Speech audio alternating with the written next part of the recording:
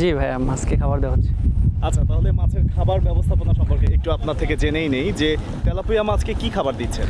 Tilapia মাছকে আমরা সাধারণত ভাসমান খাবারটা দিই, দিলে পরে পানির নিচে ডুবে যায় না, ওগুলো ভাসমান থাকে। আর সাধারণত বাংলা মাছের জন্য যে খাবারটা, সেই খাবারটা হচ্ছে আপনার ডুবন্ত, সেটা ঝাঁকাই দিতে হয়। ভাসমান খাবার তো দিচ্ছেন, জি। এই খাবারে কি কি উপাদান থাকছে আর কি কি পরিমাণে থাকছে উপাদানগুলো? ভাসমান খাবারে সাধারণত ভুট্টা, সয়ামিল, মিটবন, শুটকির গুঁড়ো, এই সবগুলোর একটা সংমিশ্রণে ভাসমান খাবারটা তৈরি করা হয়। আচ্ছা, এই খাবারগুলো তো আসলে খুবই উপকারী মাছের জন্য। জি, জি। এবং মাছের ক্ষেত্রে পোনা অবস্থায় একরকম খাবার দিচ্ছেন, এক জি। পরিমাণে খাবার দিচ্ছেন, জি। এবং যত বড় হচ্ছে জি, সেটা কি মাছের খাবারের পরিমাণটা কিভাবে বাড়াচ্ছে?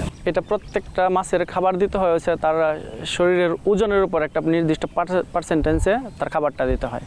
মাছ যত বড় হবে তার খাবারের ওজনটা বাড়বে এবং খাবারের পার্সেন্টেজটা আস্তে আস্তে কমে আসবে। তাহলে মনে করেন যে খাবার দিচ্ছেন, সঠিকভাবেই মাছগুলো বেড়ে উঠছে, তারপরেও মাঝে মাঝে কিছু মাছ ঠিক বেড়ে উঠছে না, যেটা আপনারা আশা করছেন সেইভাবে বেড়ে উঠছে না, সেক্ষেত্রে করণীয়? কয়েকটা করণীয় আছে, যেমন খামারে দেখতে হবে খামারের পানির গুণাগুণ ঠিক আছে কিনা। যেমন অনেক সময় হয় যে অ্যামোনিয়া গ্যাসের পরিমাণ বেড়ে যায়, তখন খাবারে আপনি যতই খাবার দেন না কেন সেটা আর আপনার বড় হবে না। আবার দেখা গেছে অনেক সময় আপনার ঘনত্বটা বেড়ে যায়, মাছ বড় হয়ে ঘনত্ব বেড়ে গেছে, প্রতি শতাংশে তার পার কেজির বেশি হয়ে গেছে, লুট হয়ে গেছে, তখন মাছটা অতটা বড় হবে না। বিভিন্ন দিক খেয়াল রাখতে হবে আর কি। রাশেদ ভাই, বিশাল বড় পুকুর, প্রত্যেকটা পুকুরে আসলে প্রাকৃতিক খাবারের একটা ভান্ডার থাকে।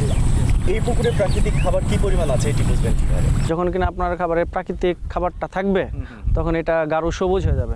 আপনি যে প্রতিদিন খাবারটা দিচ্ছেন, খাবারটা দিতে দিতে একটা সময় আসবে এটাতে উপরে একটা আবরণ পড়ে যাবে, স্তর পড়ে যাবে, বা পানিটা গাঢ় সবুজ হয়ে যাবে। আর তারপরেও আরেকটা আমরা যেটা ব্যবহার করি সেটা হচ্ছে প্রোবায়োটিক্স। এটা একদিন মানে একবার দিলে 30-40 দিন মোটামুটি চলে যায়, এবং এটা পানির পিএইচ এবং হচ্ছে অ্যামোনিয়া গ্যাস যেটা আছে সেটাও মানে কন্ট্রোলে রাখে। আরো উর্বর করে। পুকুরের পানি যদি অতিরিক্ত সবুজ হয়ে যায় অথবা সবুজের স্তর পড়ে যায়, আপনি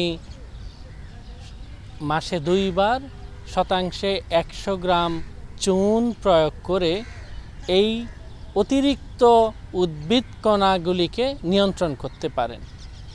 সাথে সাথে মাছের খাবারের গ্রহণের প্রবণতা যদি কমে যায়, খাবারের সাথে ভিটামিন সি প্রতি কেজিতে 4 থেকে 5 গ্রাম আকারে আপনি দিতে পারেন। এতে মাছের খাদ্য গ্রহণের প্রবণতা বাড়বে এবং ভিটামিন সি এর যদি স্বল্পতা থাকে সেটিও পূরণ হয়ে যাবে। নানা খাদ্য উপাদান সমৃদ্ধ এই খাবারগুলো দিনে কত বেলা করে দিচ্ছেন, কতবার করে দিচ্ছেন? এগুলো আসলে ডিপেন্ড করে হচ্ছে আপনার মাছের গড় ওজনের উপরে। যেমন আমরা যখন নার্সিংয়ের সময় তেলাপিয়াটা আনি তখন আপনার ওজন থাকে আপনার 1 কেজিতে আপনার 3000-4000 কেজি। তখন আমরা দৈনিক 5 বেলা খাবারটা দিই, প্রতি 2 ঘন্টা 2.5 ঘন্টা পর পর। এগুলো যখন আস্তে আস্তে যখন বড় হতে থাকে তখন এগুলো খাবারের কমে আসে, যেমন 200-300 কেজি আসলে 4 বেলা, তারপর আবার যখন 40-50টাতে পার কেজিতে চলে আসে তখন আমরা 3 বেলা করে খাবার দিই। মানে যত বড় হচ্ছে তত মানে কমে আসছে, পরিমাণ বাড়ছে কিন্তু প্রতিবার যে বার কমে আসছে। তবে দিনে 3 বেলা ফিক্সড এটা দিতে হবে। কোনোটা কি আজকে মাছ ধরছে?